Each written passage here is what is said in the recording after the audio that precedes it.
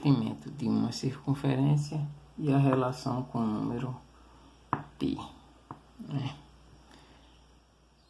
O número π é representado por essa letra grega aqui.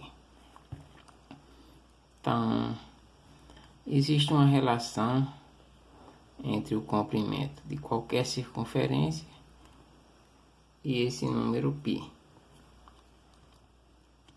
Mas antes disso, vamos conhecer alguns elementos da circunferência.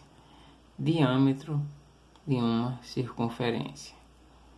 O que seria o diâmetro de uma circunferência? Diâmetro de uma circunferência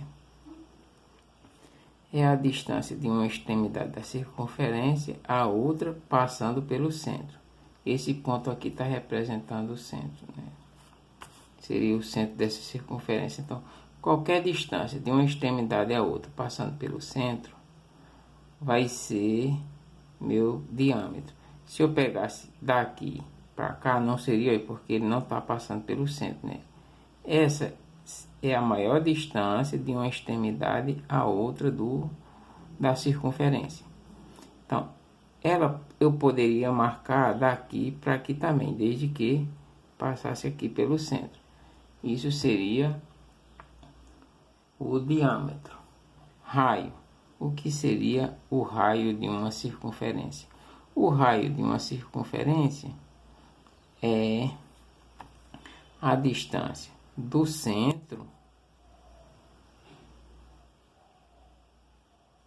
a qualquer extremidade da circunferência. Ou seja, daqui para aqui é raio, daqui para aqui é raio, daqui para aqui é raio, daqui do centro até aqui também é raio, e assim por diante. Qualquer distância daqui do centro até qualquer parte da circunferência é chamada de raio. Tem uma coisa bem interessante também, que se vocês observarem, né, daqui para aqui é raio e daqui para aqui é raio. Só que daqui para aqui é o diâmetro. Então, o raio, em outras palavras, eu posso dizer que o raio é a metade do meu diâmetro.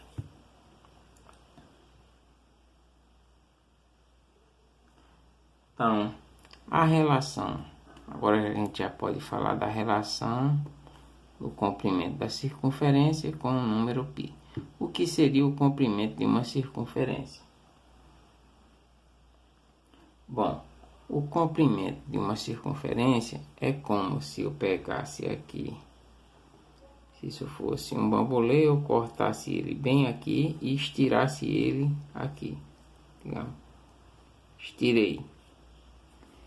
E esse pedaço aqui, depois que eu estiro, que eu medi, isso é o comprimento da circunferência.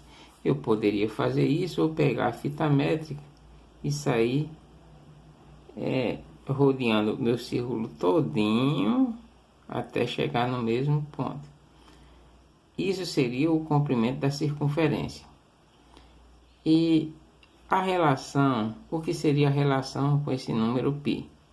A relação é o seguinte: se eu pegar essa circunferência aqui, medir o comprimento dela e dividir pelo diâmetro, que seria a distância de uma extremidade a outra passando pelo centro, vai dar esse número π, que é aproximadamente, isso é um número que possui infinitas casas decimais. Então, π, eu vou representar só algumas, vai ser igual a 3,141592 e uma infinidade de casas decimais, né? Ou seja, esses números aqui iriam continuar infinitamente. E não existe período, então isso é um número irracional, né? Quando o número possui infinitas casas decimais e não tem um período que fique se repetindo, isso é chamado de número irracional. Existem vários números irracionais, né? Mas vamos tratar aqui da nossa relação da circunferência com o número π.